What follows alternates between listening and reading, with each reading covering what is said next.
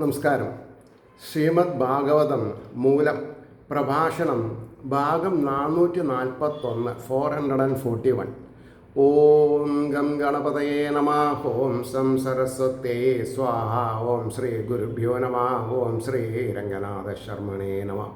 നാരായണ നാരായണ നാരായണ നാരായണ നാരായണ നാരായണ നാരായണ നാരായണ നാരായണ നാരായണ നാരായണ. ഓം ശ്രീകൃഷ്ണാർപ്പണമസ്തു. ഓം ശ്രീകൃഷ്ണായ പരബ്രഹ്മണേ നമഃ. ഓം ശ്രീകൃഷ്ണായ പരമാത്മനേ നമഃ. ഹരേ രാമ രാമ രാമ ഹരേ ഹരേ, ഹരേ കൃഷ്ണ കൃഷ്ണ കൃഷ്ണ ഹരേ ഹരേ. ഓം ശ്രീ രുക്മിണീ സത്യഭാമ സമേത ശ്രീ ഗോപാലകൃഷ്ണ സ്വാമിനേ നമഃ. ശ്രീമദ് ഭാഗവതം ചതുർത്ഥ സ്കന്ധത്തില് 30-ാം അധ്യായത്തിലെ 5-ാമത്തെ ശ്ലോകം മുതൽക്കാണെന്ന് പറയേണ്ടത്. ശ്ലോകം 5: സുവർണസ്കന്ധമാരൂഢോ മേരുശൃംഗം യുവാംബുദ പീതവാസാമണിഗ്രീവാ കുറുവൻ വിധിമിരാദിശ. ഇതിൻ്റെ വാക്കാർത്ഥം പറയുമ്പോൾ, മഹാമേരുവിൻ്റെ കൊടുമുടിയെ മേഘം എന്ന പോലെ ഗരുഡൻ്റെ സ്കന്ധത്തെ ആരോഹണം ചെയ്തും മഞ്ഞവസ്ത്രത്തെ ധരിച്ചും കണ്ഠത്തിൽ രത്നത്തെ ധരിച്ചും ദിക്കുകളെ അന്ധകാരമില്ലാത്തവയാക്കിയിട്ട്, ആ ഒരു വാക്ക് അന്ധകാരം ഇല്ല, നാരായണ നാരായണ എന്നൊരു 4 അക്ഷരം ജപിച്ചാൽ എവിടെ ജപിക്കണോ അവിടെ അന്ധകാരം ഉണ്ടാവില്ല എന്നുള്ളത് ഉറപ്പാണ്. ചെയ്യുന്നവനുമാകുന്നു. അന്ധകാരമില്ലാത്തവയാക്കിയിട്ട് ചെയ്യുന്നവെന്ന് പറഞ്ഞാൽ അദ്ദേഹത്തിൻ്റെ നാമസ്മരണങ്ങളുള്ള സ്ഥലത്ത് അന്ധകാരം ഉണ്ടാവില്ല, ഇരുട്ടുണ്ടാവില്ല, അജ്ഞാനം ഉണ്ടാവില്ല. ഇനി അതിൻ്റെ ഭാവാർത്ഥം ശ്രദ്ധിക്കാം. പ്രത്യക്ഷനായ ശ്രീഹരിയെ 3 ശ്ലോകം കൊണ്ട് വർണ്ണിക്കുന്നു. സ്വർണമയമായ മേരുശൃംഗത്തിൽ നീലമേഘം വിളങ്ങുന്നതുപോലെ ഗരുഡൻ്റെ ഉപരിഭാഗത്തിൽ വസിച്ചിരുന്ന ഭഗവാൻ മഞ്ഞപ്പട്ടുടുത്തും കണ്ഠത്തിൽ കസ്തൂരരത്നം ധരിച്ചും കൊണ്ട് സ്വശോഭയാൽ, ഞാനും നിങ്ങളൊക്കെ ജീവിക്കുന്നത് സ്വശോഭയാൽ. ഡോക്ടർ നമ്മളെ ചികിത്സിക്കുകയാണെങ്കിലും നമ്മുടെ ശോഭ വളർന്നാൽ മാത്രമേ നമുക്കുള്ളൂ. ഡോക്ടറുടെ ശോഭ നമ്മൾ ലക്ഷങ്ങൾ കൊടുത്താലും നമുക്ക് കിട്ടില്ല. നഴ്സിൻ്റെയും സൂപ്രണ്ടിൻ്റെയും ഫാർമസിസ്റ്റിൻ്റെയും സർജൻ്റെയും ഒക്കെ സ്ഥിതി ഇങ്ങനെയാണ്. അപ്പോൾ തന്നിൽ കവിഞ്ഞൊരു ദൈവമില്ല എന്ന് പറഞ്ഞാൽ, തന്നിൽ കൊടികൊള്ളുന്ന ബാലാഗ്ര ശതഭാഗസ് വിസ്തരസ് ഏകോ ജീവ, ചൈതന്യം അല്ലാണ്ട് നമ്മൾക്ക് ആരും തോന്നിയില്ല. അപ്പോൾ ഭാര്യ ഭർത്താവിനോടും ഭർത്താവ് ഭാര്യയോടും പറഞ്ഞതൊക്കെ പൊങ്ങച്ചാണ്, ഒന്നും നടക്കാൻ പോകില്ല. അവരവരുടെ എന്തുണ്ട് അത് അവരവരുടെ രക്ഷയുണ്ടാവും. അതുകൊണ്ടാണ് കസ്തൂരരത്നം ധരിച്ചും കൊണ്ട് സ്വശോഭയാൽ ദിക്കുകളെല്ലാം പ്രകാശിപ്പിച്ചിരുന്നു എന്ന് പറഞ്ഞു. ഇനി 4 വരി ശ്ലോകമാണ്, 6-ാമത്തെ. എങ്ങനെ? കാശീഷ്ണുന കനകവർണ്ണ വിഭൂഷണേന ഭ്രാജൽകപോലവദനോ വിലസത് കിരീട അഷ്ടായുധൈരനുചരൈ മുനിഭിः സുരേന്ദ്രൈരാസേവിതോ ഗരുഡ കിന്നര ഗീതകീർത്തി.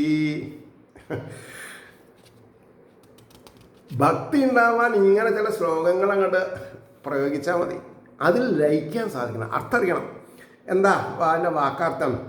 ഏറ്റവും പ്രകാശിക്കുന്ന സ്വർണ്ണ നിറമുള്ള അലങ്കാരത്താൽ ശോഭിക്കുന്ന കപോലത്തോടു കൂടിയ കഴുത്ത്, മുഖത്തോടു കൂടിയവനും വിശേഷേണ വിളങ്ങുന്ന കിരീടത്തോടു കൂടിയവനും 8 ആയുധങ്ങളാലും.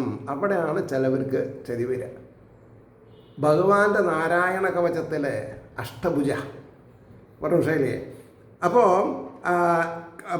വിശേഷണ വിളങ്ങുന്ന കിരീടത്തോടും 8 ആയുധങ്ങളോടും സേവകന്മാരാലും മുനിമാരാലും ദേവശ്രേഷ്ഠന്മാരാലും 4 ഭാഗത്തും സേവിക്കപ്പെടുന്നവനും ഗരുഡനാകുന്ന കിന്നരനാൽ ഗാനം ചെയ്യപ്പെട്ട കീർത്തിയോടുകൂടിയവനുമാകുന്നു. സാമവേദജ്ഞനാണ് ആരെ? ഗരുഡൻ. രാവണൻ സാമവേദിയായിരുന്നു, പക്ഷേ അഹങ്കാരം കൂടി സ്ത്രീ വിഷയത്തിൽ അദ്ദേഹം കേമനായി. അത് അദ്ദേഹത്തിൻ്റെ ആയുസ്സിനെ കുറുക്കി. ഇത്രയേ ഉള്ളൂ. ഇതാണ് നമ്മൾ ഭാഗവതം പഠിച്ചാൽ പോരാ, അല്ലെങ്കിൽ രാമായണം വായിച്ചാൽ പോരാ, അതിലെ തത്വങ്ങളെ ഉൾക്കൊള്ളാൻ സാധിക്കണം. ഇനി അതിൻ്റെ ഭാവാർത്ഥം: സ്വർണമയവും നാനാവർണ്ണങ്ങളിലുള്ള രത്നങ്ങൾ പതിച്ചിട്ടുള്ളതും അധികം പ്രകാശിക്കുന്നതുമായ മകരകുണ്ടലം മുതലായ ആഭരണങ്ങളാൽ ഏറ്റവും വിളങ്ങുന്ന കവിൾത്തടത്തോടുകൂടി, ആ കപോലം എന്ന് പറഞ്ഞാൽ കഴുത്ത് എന്ന് ഞാൻ അറിയാണ്ട് പറഞ്ഞു പോയി, അത് സത്യത്തിൽ എന്താ കവിൾത്തടാണ്. കവിൾത്തടത്തോടുകൂടിയ മുഖവും കിരീടത്താൽ പ്രകാശിക്കുന്ന ശിരസ്സും 8 ആയുധങ്ങളെ ധരിച്ചിരിക്കുന്ന 8 കൈകളുള്ള ഭഗവാന്റെ 4 ഭാഗത്തും സനന്ദൻ മുതലായ പാർഷദന്മാരും ദേവമുനികളും ദേവശ്രേഷ്ഠന്മാരും ഭക്തിപൂർവം സേവിച്ചു കൊണ്ടിരിക്കുന്നു. അപ്പോൾ പറഞ്ഞു, ഗരുഡനാകുന്ന കിന്നരൻ പിറകിൽ നിന്ന് പുറപ്പെടുന്ന മന്ത്രരൂപമായ ശബ്ദത്താൽ, അതാണ് സാമവേദജ്ഞൻ എന്ന് പറയാൻ കാരണം, ഭഗവാന്റെ മഹിമയെ വാഴ്ത്തിക്കൊണ്ടിരിക്കുന്നു. എത്ര ആള് സ്റ്റേജിൽ ഭഗവാന്റെ മഹിമ വർണ്ണിക്കുന്നുണ്ട്? ബുദ്ധിമുട്ടാണ്. കാരണം എന്താ, ഈശ്വരനാൽ തിരഞ്ഞെടുക്കപ്പെടുന്നവർക്ക് ഈശ്വരൻ്റെ വിഭൂതികളെ അറിയിക്കുള്ളൂ. അതാ പറഞ്ഞത് എൻ്റെ താല്പര്യം. ഇനി 7ാമത്തെ ശ്ലോകം, അതും ഇതേമാതിരി ഗാംഭീര്യത്തോടു കൂടിയിട്ടൊരു 4 വരിയാണ്. പിനായതാഷ്ടഭുജമണ്ഡലമധ്യലക്ഷ്മ്യാ സ്പർദ്ധശ്രിയാ പരിവൃതോ വനമാലയാദ്യാം ബർഹിഷ്മത പുരുഷാഹസുതാൻ പ്രപന്നാൻ പർജന്യനാദരുതയാസ്രഗൃണാവലോകാം. എന്താ പറഞ്ഞത്? തടിച്ചത്, നീണ്ടത്, 8 കയ്യ് സമൂഹം, നടുവിലുള്ള ലക്ഷ്മി ദേവിയോടുകൂടെ സ്പർദ്ധിക്കുന്ന ശോഭയുള്ള വനമാലയാൽ വ്യാപിക്കപ്പെട്ട ആദ്യനായ പുരുഷൻ ശരണം പ്രാപിച്ചിരിക്കുന്ന ബർഹിസിൻ്റെ പുത്രന്മാരോട് കാരുണ്യ കടാക്ഷത്തോടു കൂടിയവനായിട്ട്, അവിടെയാണ് കാരുണ്യ കടാക്ഷത്തോടു കൂടിയവനായിട്ട് മേഘം ശബ്ദിക്കുന്ന മട്ടിൽ പറഞ്ഞു. എന്താ പറഞ്ഞത്? അതായത് അതിൻ്റെ ഭാവാർത്ഥം എന്താ പറഞ്ഞത് എന്നുള്ളത് അടുത്ത ശ്ലോകത്തിലാണ്. അപ്പോൾ ആദ്യം നമുക്കതിൻ്റെ ഭാവാർത്ഥം മനസ്സിലാക്കുക. തടിച്ചും നീണ്ടും ഇരിക്കുന്ന 8 കൈകളുടെ മധ്യത്തിലുള്ള മാറിടത്തിൽ വസിക്കുന്ന ശ്രീ മഹാലക്ഷ്മി ദേവിയെ പോലെ ശോഭയുള്ള വനമാലയെ മാറിടത്തിൽ ധരിച്ചിരിക്കുന്ന ഭഗവാന്റെ പാദങ്ങളിൽ വീണ് നമസ്കരിച്ച ബർഹിഷ്യത്തിൻ്റെ പുത്രന്മാരെ കാരുണ്യപൂർവം കടാക്ഷിച്ചുകൊണ്ട് ആദിപുരുഷനായ ശ്രീഹരി മേഘഗർജനം പോലെ ഉച്ചത്തിൽ പറഞ്ഞു. ശ്രീ ഭഗവാൻ ഉവാചാം. ശ്ലോകം 8. വരം വൃണീധ്വം ഭദ്രം വോയൂയം മേ നൃപനന്ദന സൗഹൃദേനാഭ്യധർമ്മസ്തുഷ്ടോ അഹം സൗഹൃദേന വാ. സൗഹൃദം എന്ന് പറഞ്ഞാൽ എന്താ? അത് ശാരീരികമല്ല, മാനസികമാണ്. എന്ന് പറഞ്ഞാൽ എന്താ അർത്ഥം? സ്ത്രീ പുരുഷന്മാർ സൗഹൃദം ഉണ്ടായി, അങ്ങനെയല്ല.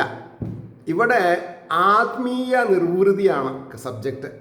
നമ്മളെ കൊണ്ട് വേറൊരാൾക്ക് എത്ര സന്തോഷം ഉണ്ടായി, ആ സന്തോഷം എങ്ങനെയായിരിക്കണം? ദ്വൈതാവരുത്. ഈ സന്തോഷം കഴിഞ്ഞാൽ പിന്നെ സങ്കടം വരരുത്. ആനന്ദമാകുന്ന സന്തോഷമായിരിക്കണം. ആനന്ദം, പരമാനന്ദം, ചിന്മയാനന്ദം കൊടുക്കലാണ് ഉദ്ദേശം. പറഞ്ഞ വിഷയം. അതുകൊണ്ടാണ് പറഞ്ഞത്, ബർഹിഷ്യത്തിൻ്റെ പുത്രന്മാരെ കാരുണ്യപൂർവം കടാക്ഷിച്ചും കൊണ്ട്. ഒരു വയ്യാത്തൊരാളെ കാരുണ്യം കൊണ്ട് നോക്കിയാൽ പകുതി അസുഖം മാറും. ഓ തുടങ്ങിയോ അസുഖം? അയ്യോ ഒരു മൂളലെ, ഇതൊന്നും നിർത്തുമോ എന്ന് ചോദിക്കരുത്. അത് ചോദിച്ചാൽ ഉള്ളിൽ എന്താ പറയുക, ആരോഗ്യം നശിക്കും. ഉള്ളിൽ നശിച്ചവനെ പുറത്തേക്ക് വരാൻ വലിയ ബുദ്ധിമുട്ടൊന്നുമില്ല. അപ്പോൾ പറഞ്ഞു വന്നതിൻ്റെ രീതി എന്താ വിചാരിച്ചാൽ, സൗഹൃദത്തെ കൂടെ ഹൃദയത്തെ സുമംഗളമാക്കി തീർക്കുക എന്നാ പറയാം. എല്ലാവിധ പോസിറ്റിവിറ്റിയും ഉണ്ടാവണം. അതാണ് ഉച്ചത്തിൽ പറഞ്ഞു. അപ്പോൾ പറഞ്ഞു, അതെ, സൗഹാർദ്ദത്താൽ ഞാൻ സന്തോഷിച്ചിരിക്കുന്നു, നിങ്ങൾക്ക് മംഗളം. അതാണ് എൻ്റെ ഒരേ ഒരു അസറ്റ്. എന്താ?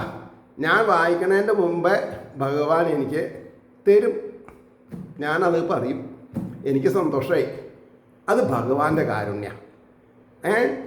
അപ്പോൾ പറഞ്ഞു, ശ്രീഹരി നിങ്ങൾക്ക് മംഗളം എന്നിൽ നിന്ന് വരത്തെ വരിച്ചാലും. അവസാനം അതാ ഉണ്ടായത്. അപ്പം അതിൻ്റെ ഭാവാർത്ഥം നോക്കുക. ശ്രീ ഭഗവാൻ അരുളി ചെയ്തു. ഇത് മുതൽ 13 ശ്ലോകം ഭഗവത് വാക്യങ്ങളാണ്. ഭഗവാൻ എന്താണ് പറഞ്ഞത്? അല്ലയോ രാജകുമാരന്മാരെ, നിങ്ങൾ ജ്യേഷ്ഠാനുജന്മാർ തമ്മിൽ അതിസ്നേഹമുള്ളവരും എന്നെ ഭജിക്കുന്ന ഒരേ ധർമ്മത്തെ, ആകെ സനാതനധർമ്മത്തിൽ ഒരേ ധർമ്മമുള്ളൂ. എന്താ? ഭഗവാനെ ഭജിക്കുക നിഷ്കാമമായിട്ട്. ബാക്കിയൊക്കെ ഭഗവാൻ തരും. സ്വീകരിച്ചവരുമാകുന്നത് മഹാഭാഗ്യസൂചകമാകുന്നു. അപ്പോൾ ഭാഗ്യവും ഭാഗ്യസൂചകവും ആരില്ല? അവരവരിലാണ്. ഭഗവാനല്ല ഭാഗ്യം തരുന്നത്. ഭഗവാന്റെ പ്രേരണ കൊണ്ട് ഭഗവാൻ ഉള്ളിലിരുന്ന് നമ്മൾക്ക് ഭാഗ്യസൂചകമായ കാര്യങ്ങളെ ചെയ്യാൻ തന്ത്രപ്പാടപ്പെടുത്തുക ചെയ്യണത്. നിങ്ങളുടെ പരസ്പര സ്നേഹത്താൽ, അതാണ് ഈ സൗഹാർദ്ദം എന്ന് പറഞ്ഞത്. പരസ്പര സ്നേഹത്താൽ ഞാൻ സന്തോഷിച്ചിരിക്കുന്നു. നിങ്ങൾക്ക് ക്ഷേമം ഭവിക്കട്ടെ. എന്നിൽ നിന്ന് ആഗ്രഹമുള്ള വരം വരിച്ചുകൊള്ളുവിൻ എന്നാണ് പറഞ്ഞത്. 9ാമത്തെ ശ്ലോകം. യാ അനുസ്മരതി സന്ധ്യായാം യുഷ്മാനനുദിനം നര തസ്യ ഭ്രാതൃഷ്വാത്മസാമ്യം തഥാ ഭൂതേഷു സൗഹൃദം. ആയി. അതായത് സന്ധ്യയിൽ പ്രാതസന്ധ്യ, മധ്യാഹ്ന സന്ധ്യ, സായം സന്ധ്യ, ഇങ്ങനെ 3 സന്ധ്യകളുണ്ട്.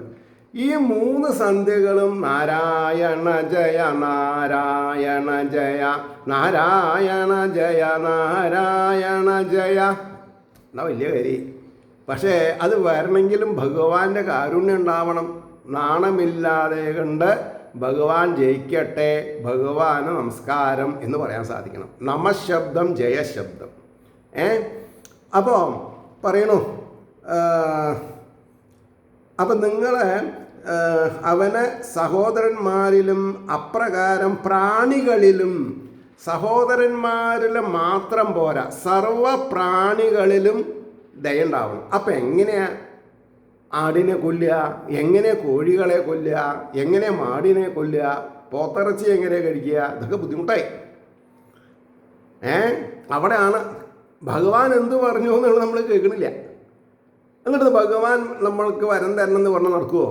7 റുപ്യയിലും 70 റുപ്യയിലും 700 റുപ്യയിലും 7000 റുപ്യയിലും ഒന്നും ഭഗവാന്റെ കാരുണ്യം കിട്ടാൻ പോലില്ല. ആത്മതുല്യമായ പ്രേമം ഉണ്ടാകുന്ന, ആത്മതുല്യം, ആത്മാവിനെ ഞാൻ എന്താ ചെയ്യണത്? നിങ്ങളിലുള്ള ആത്മചൈതന്യത്തെ നിങ്ങളെ കൊണ്ട് തൊട്ട് ഉണർത്തിക്കുകയാണ്. എനിക്കൊന്നും ചെയ്യാൻ പറ്റില്ല. എനിക്കതിൻ്റെ വഴികൾ പറഞ്ഞു തരാം. കാരണം ഈ ഒരു വഴി കൂടെയാണ് ഞാൻ യാത്ര ചെയ്തത്. അപ്പോൾ പറയണു, യാതൊരു മനുഷ്യൻ നിത്യവും സന്ധ്യാസമയത്തിൽ നിങ്ങളെ സ്മരിക്കുമോ?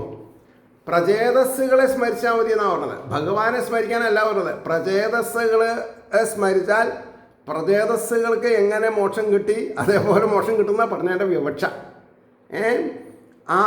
അപ്പോൾ പറഞ്ഞു, അവന് സഹോദരന്മാരിലും അതേവിധം സർവ പ്രാണികളിലും ആത്മനിർവേശമായ പ്രേമം ഭവിക്കും എന്ന് പറഞ്ഞു. ഇനി 10ാമത്തെ ശ്ലോകം ശ്രദ്ധിക്കുക.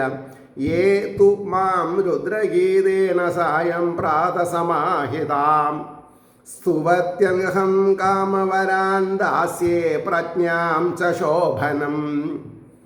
യാതൊരുത്തൻ സായങ്കാലത്തിലും പ്രാതകാലത്തിലും സാവധാനമായിട്ട്, ആ ഒരു വാക്ക് വളരെ ഗംഭീര. ധൃതി പിടിച്ചിട്ട് നാമം ചൊല്ലിയിട്ട് ഒരു കാര്യമില്ല. സമയം നോക്കിയിട്ട് നാമം ചൊല്ലുക, ധൃതി പിടിച്ച് നാമം ചൊല്ലുക, ഗോഷ്ഠി കാണിച്ച് നാമം ചൊല്ലുക, എപ്പോഴാ വന്ന് എന്ന് ചോദിക്കുക, നാമം ചൊല്ലിക്കൊണ്ട് പോണ, ഇപ്പം എന്തിനാ പോണ ചോദിക്കുക, ഗോഷ്ഠി.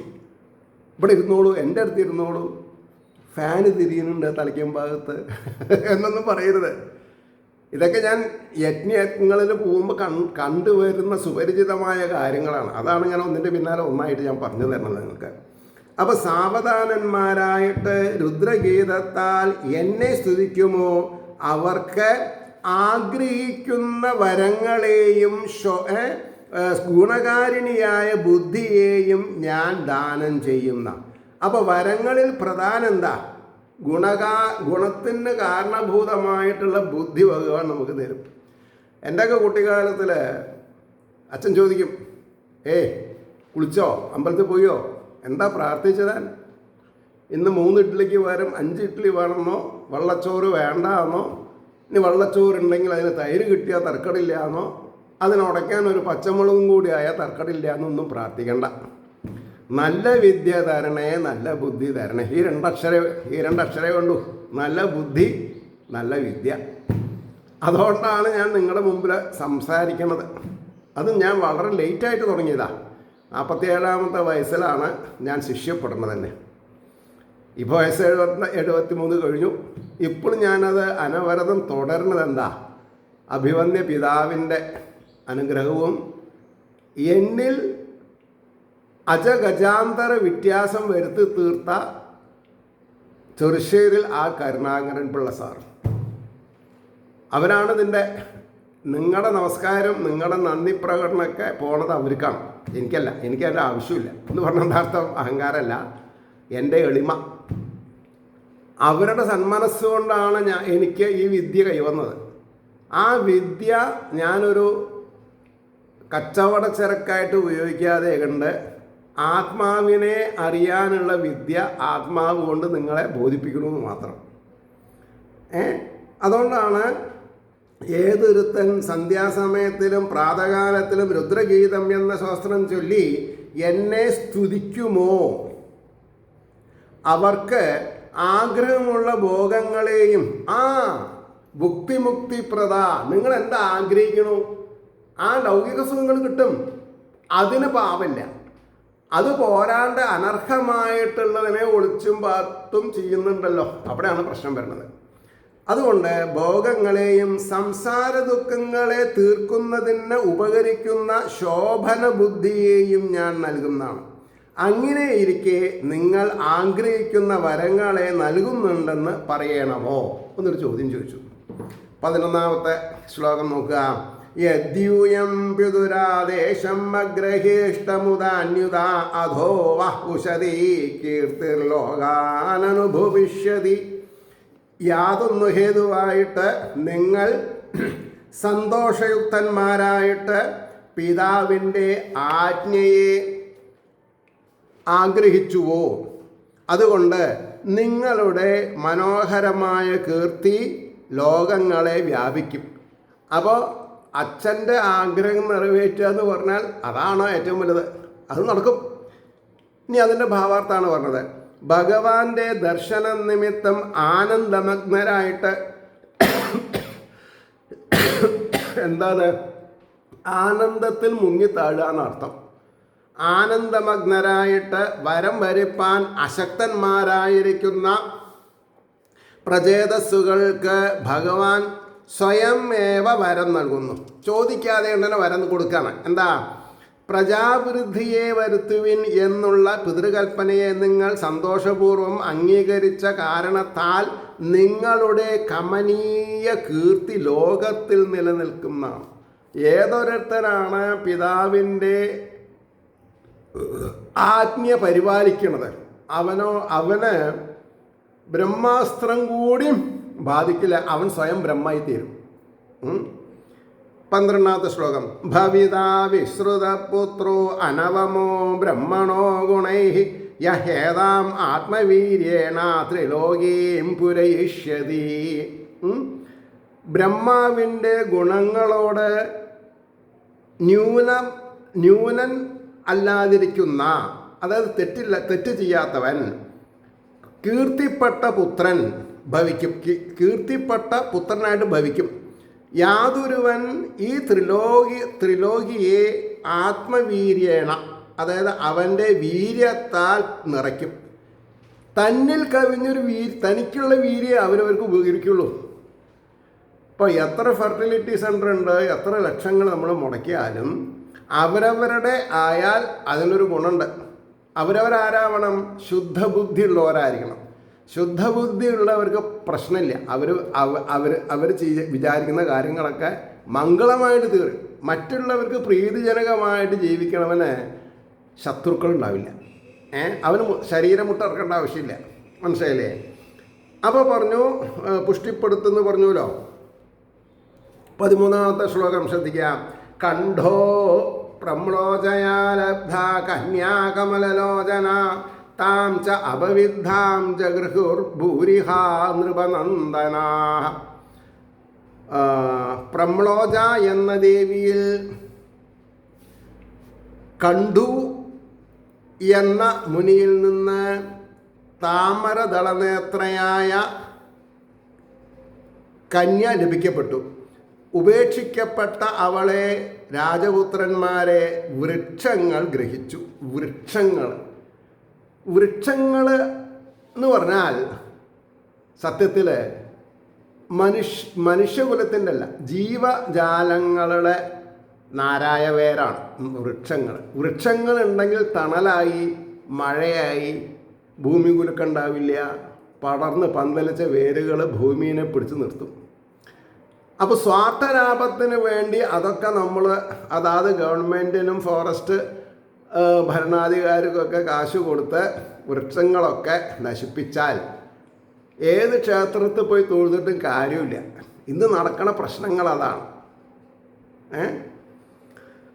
അപ്പോൾ ഇവിടെ എന്താ പറഞ്ഞു വന്നതിൻ്റെ താല്പര്യം? കണ്ഠു മഹർഷിയുടെ തപസ്സിനെ മുടക്കുവാനായി ദേവേന്ദ്രൻ പ്രമ്ലോജ എന്ന പേരായ ദേവിയെ അയച്ചു. മഹർഷി ബഹുകാലം അവളോടുകൂടെ രമിച്ചിരുന്നു. അപ്പോൾ ഗർഭിണിയായ ആ ദേവി അതിസുന്ദരിയായ ഒരു കന്യയെ പ്രസവിച്ചു. ആ സന്താനത്തെ വൃക്ഷങ്ങൾക്കായി സമർപ്പിച്ചുകൊണ്ട് പ്രമ്ലോജ ദേവലോകം പ്രാപിച്ചു.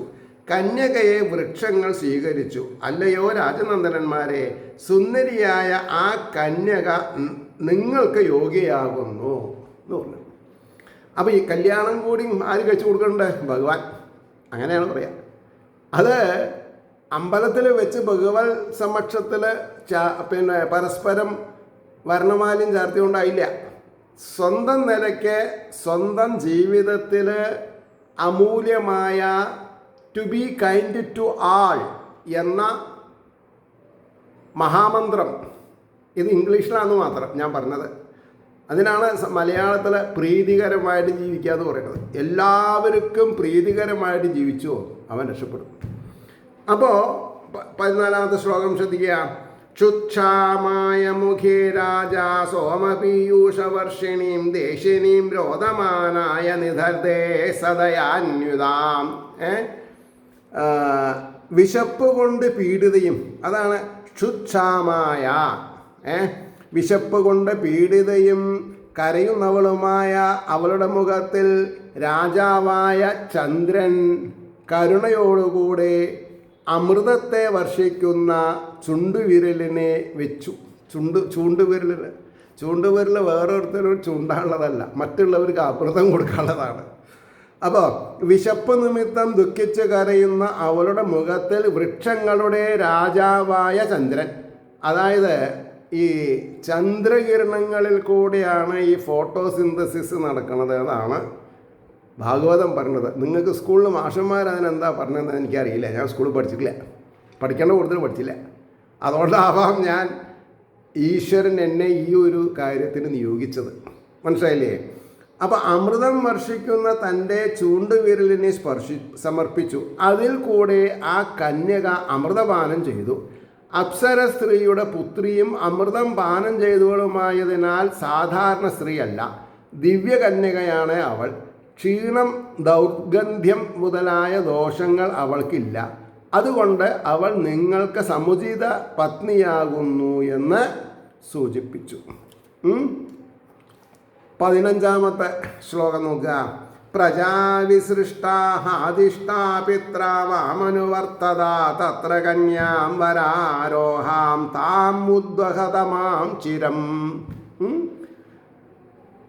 എന്നെ അനുസരിച്ച് നടക്കുന്ന പിതാവിനാൽ പ്രജകളെ സൃഷ്ടിക്കുന്നതിൽ ആദേശിക്കപ്പെട്ട നിങ്ങൾ ആ കാര്യത്തിനായിട്ട് അതിസുന്ദരിയായ ആ കന്യകയെ വിവാഹം ചെയ്യുവിൻ, കാലവിളംബം അരുത്. അതാണ് ഭഗവാന്റെ താല്പര്യത്തെ എക്സിക്യൂട്ട് ചെയ്യാൻ കാലതാമസം വരരുത്, നാമം ചൊല്ലാൻ കാലതാമസം വരരുത്, പ്രദക്ഷിണം ചെയ്യുക, നമസ്കരിക്കുക. പിതാവ് നിങ്ങളോട് പ്രജാഭിവൃദ്ധിയെ വരുത്തണമെന്ന് കൽപ്പിച്ചത് എൻ്റെ പ്രേരണ നിമിത്തമാകുന്നു. ഇതാണ് നമ്മൾ മനസ്സിലാക്കേണ്ടത്. അവരവരെ ഇഷ്ടപ്പെട്ട ഒരു വധു, അവരവരെ ഇഷ്ടപ്പെട്ട ഒരു വരൻ വേണ്ടാന്ന് പറഞ്ഞാൽ അത് ഈശ്വരൻ്റെ പ്രേരണയാണ് എന്ന് നമ്മൾ എടുത്താൽ രക്ഷപ്പെട്ടു. എന്താ അങ്ങനെ പറയാൻ കാരണം? എല്ലാ കാര്യവും ഈശ്വരൻ്റെ പ്രേരണയാണ്. അതെന്താ അങ്ങനെ വരാൻ കാരണം? ഈശ്വരൻ്റേത് പറഞ്ഞിട്ടൊന്നുമില്ല. ഈശ്വരൻ നമ്മുടെ എല്ലാ കർമ്മത്തിൻ്റെയും വിചാരധാരകളുടെയും സൂക്ഷിപ്പുകാരനാണ്, സാക്ഷിയാണ്. നമ്മൾ അനവരതം ചെയ്തു തീർത്തിട്ടുള്ള പാപപുണ്യങ്ങളുടെ ഫലങ്ങളാണ് ലക്കായിട്ടും ലക്കുകേടായിട്ടും നമുക്ക് തരുന്നത്. അപ്പോൾ അന്നന്ന് വരുന്ന വിപരീത അനുഭവങ്ങളെ കൂടി ഭഗവാന്റെ വരദാനങ്ങളാണ് എന്ന് ഏതൊരു സ്ത്രീ, ഏതൊരു പുരുഷൻ മനസ്സിൽ വിചാരിക്കണോ, അവന് പരാജയഭീതിയില്ല. ഈശ്വരനോട് പരാജയം അത് പ്രശ്നമല്ല. ആർക്കെന്താ? എല്ലാവരിലും ഈശ്വര ചൈതന്യം ഉണ്ടല്ലോ. അപ്പോൾ നമ്മൾ ഈ ജയം പരാജയം എന്നുള്ളത് മനസ്സിൻ്റെ അവസ്ഥയാണ്. അതാണ് നമ്മൾ മനസ്സിലാക്കേണ്ടത്. അപ്പോൾ പറഞ്ഞു, നിങ്ങൾ കാലതാമസം വരാതെ കണ്ട് അവളെ വിവാഹം ചെയ്തു എന്ന് പറഞ്ഞു. അവിടെ നമുക്ക് നിർത്താം. ഏവർക്കും ശ്രീഹരിയുടെ അനുഗ്രഹാശിസുകൾ നിർലോഭമുണ്ടാവട്ടെ എന്ന് സമാശ്വസിക്കുന്നതിനോടൊപ്പം ലോകാസമസ്ത സിഗുനോ ഭവന്തു ആയിരിക്കട്ടെ നമ്മുടെ ഓരോരുത്തരുടെയും പ്രാർത്ഥന എന്നുകൂടി സ്മരിച്ചുകൊണ്ട് വാക്കുകൾ ഉപസംഹരിക്കുന്നു. നമസ്കാരം. നാളെ കാണാം.